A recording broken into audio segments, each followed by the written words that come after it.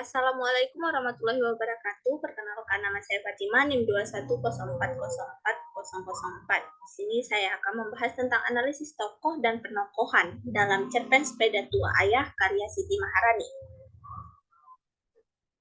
Sebelum itu kita mengetahui dulu apa itu tokoh dan penokohan. Menurut Nurgianto tahun 2012 halaman 165, istilah tokoh menunjukkan pada orangnya. Pelaku cerita misalnya sebagai jawab terhadap pertanyaan, siapakah tokoh utama novel itu? Kehadiran seorang tokoh dalam sebuah cerita merupakan hal yang sangat penting karena tanpa tokoh atau pemeran maka akan hilang daya geraknya.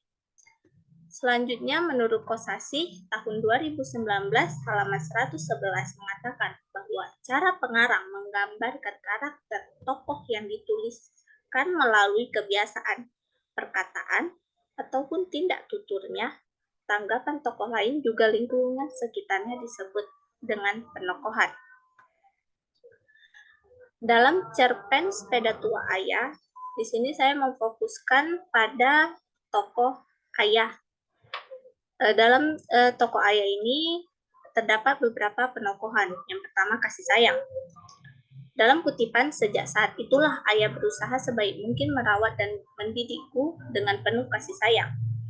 Dalam penggalan di atas, tokoh ayah merawat anaknya yaitu Gemah dengan penuh kasih sayang setelah ibu dan kedua saudari Gemah meninggal dalam kecelakaan bis 5 tahun yang lalu. Karena itu, ayah merawat Gemah sebaik mungkin sebab ia adalah satu-satunya anak serta keluarga yang dimiliki ayah. Penokohan yang kedua yaitu pelupa. Kamu nggak sekolah? Tanya ayah. Sekarang umur kamu berapa, Gemah? Dari penggalan di atas dapat kita ketahui bahwa ayah memiliki sifat seorang yang pelupa. Hal ini disebabkan karena tokoh ayah mempunyai usia yang tidak muda lagi. Jadi tokoh ayah sering lupa bahkan tentang umur anaknya yaitu Gemah karena faktor usia dari tokoh ayah yang sudah tua. Yang ketiga, pekerja keras dan tanggung jawab.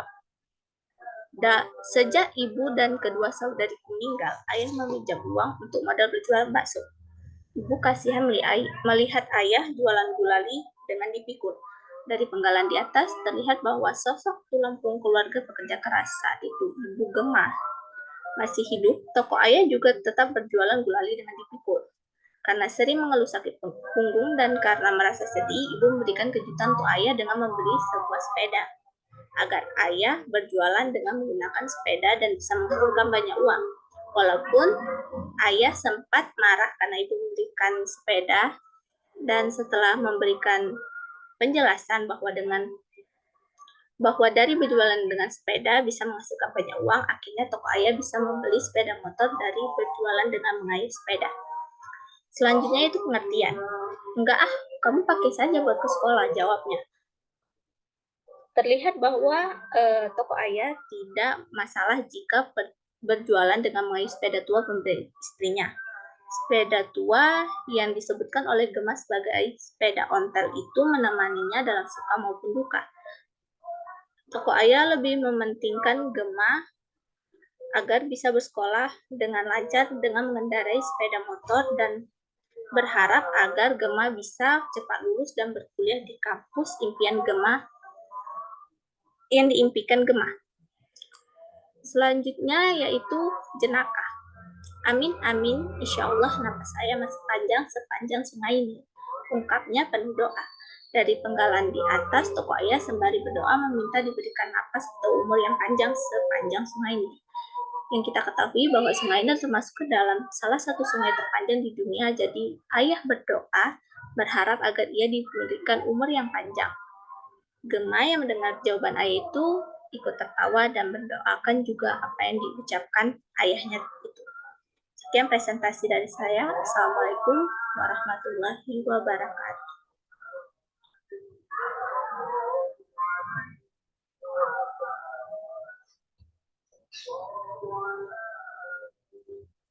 Banyak aku. Terus dia jawab.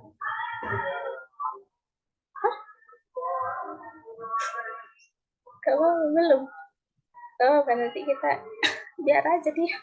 Mana dia?